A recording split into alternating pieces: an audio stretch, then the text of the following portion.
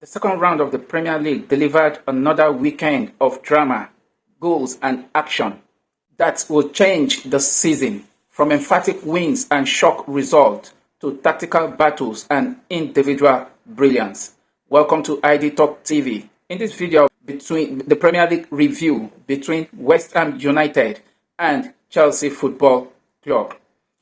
It is popularly said that a good weekend begins on a Friday, and indeed it was an emphatic win for Chelsea on Friday night when they demolished West Ham United at the London Stadium by 5-1. But before we look at the review between West Ham United and Chelsea, let's take a look at the roundup result from the EPL roundup games that were played over the weekend. On Friday night, Chelsea traveled to London Stadium, defeated West Ham United by 5-1. On Saturday, the early kickoff saw Tottenham Hotspur travel to Etihad Stadium, defeating Pep Guardiola Manchester City by 2-0. And in the lunchtime kickoff, actually saw Bournemouth defeating Wolverhampton Wanderers at the Vitality Stadium by 1-0. Brentford at the Brentford Community Stadium defeated Aston Villa by 1-0. And Burnley at Turf Moor defeated Sunderland by 2-0. And the late kickoff on Saturday saw Arsenal crush Leeds United by 5-0 as Victor Gyökeres got a brace in that encounter to open his Arsenal account with a brace against Leeds United. Welcome to ID Talk TV. I'll be taking you around the review between West Ham United and Chelsea at the London Stadium. Chelsea turned an early scar into a 5-star demolition of West Ham United at the London Stadium.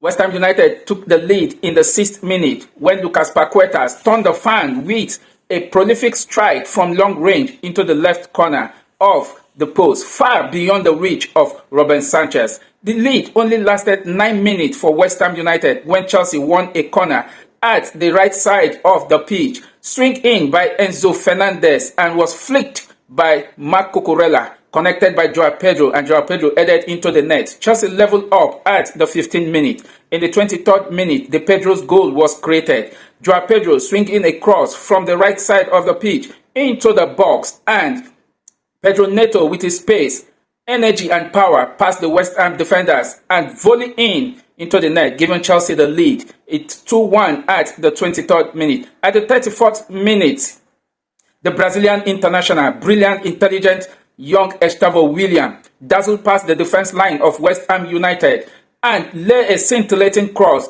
that Enzo Fernandez only tapped in, and it was 3-1 at the 34th minute, and that ended the first half 3-1 in favor of Chelsea. In the second half, Mats Hermansen, the West Ham United goalkeeper, committed blunders in 2 corners that led to Chelsea converting goals from Moses Caicedo and Trevor Chalobah. The match ended at the London Stadium 5-1 in favor of Chelsea. Now, how did Enzo Maresca set up the team that they end up demolishing West Ham United in such an emphatic fashion?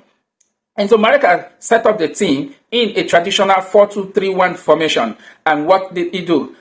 In the setup, the fullback was Marc Cucurella at the left back and Malo Gusta at the right back. The centre backs were Trevor Chalobah and Tosin Adarabioyo. The 2 defensive midfield was Enzo Fernandez and Moses Caicedo, while the 3 attacking midfield trio was Pedro Neto from the left wing side and Gustavo William from the right side. The central attacking midfielder was Joao Pedro, and up front was Liam Delap. Chelsea, full of energy, strength and passion, muzzled past the West Ham defense line and actually got the job done, playing with a very high intensity, and Chelsea have total control of the game to see off West Ham United.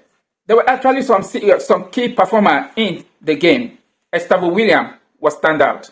Gustavo William, the superstar that actually caused the error that led to West Ham United goal by Lucas Paqueta, redeemed his image with a dazzling and scintillating pass that actually saw Enzo Fernandez scored the 3rd goal.